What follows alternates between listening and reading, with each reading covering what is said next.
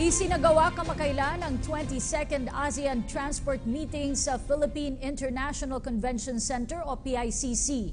Ito ay dinaluhan ng 200 delegado na kinabibilangan ng mga transport ministers mula sa 10 ASEAN member countries. Dito rin tinanggap ni Department of Transportation Secretary Art Tugade ang chairmanship ng ika-20 ASEAN Transport Meeting.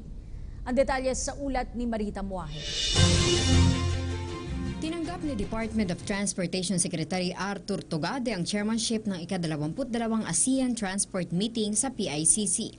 200 delegado na kinabibilangan ng mga transport ministers mula sa 10 ASEAN member countries ang dumalo dito. Ayon kay ASEC Cherry Mercado ng DOTR, napapanahon ito sapagkat ninanais talaga ni Pangulong Rodrigo Duterte na magkaroon ng magandang relasyon ng Pilipinas sa mga kalapit bansa natin sa Asia.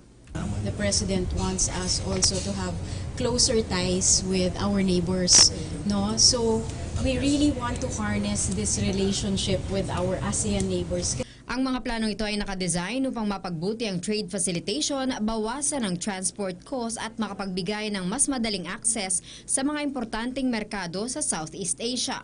With passengers, we'll be able to trade with them, tapos pinag-uusapan yung lifting of some trade restrictions, yung investors on RoRo, so meron ding potential mga investors, mga businesses na pwedeng pumasok doon, ma-generate yung ma-jumpstart yung a little bit of the economy in the region. Samantala sa corruption allegation na ibinabato kay Tugade, sinabi ni Mercado na hindi ka panipaniwala ito sapagkat lagi nitong sinasabi na ang interes ng kalihim ay nakatuon sa pagbibigay proteksyon sa kasalukuyang gobyerno. Corruption allegations, we find that very absurd. One thing is very consistent, he protects government interest.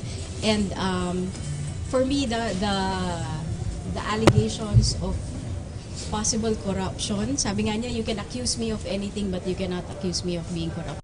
Nais umano ni Duterte na maging golden age for infrastructure ang susunod na 5 taon. Gagawin ito sa pamamagitan ng pagtatayo ng mas maraming railways, urban mass transports, airports, seaports at maging mga bagong daan at mga tulay. Para sa PTV News, Marita Muahe.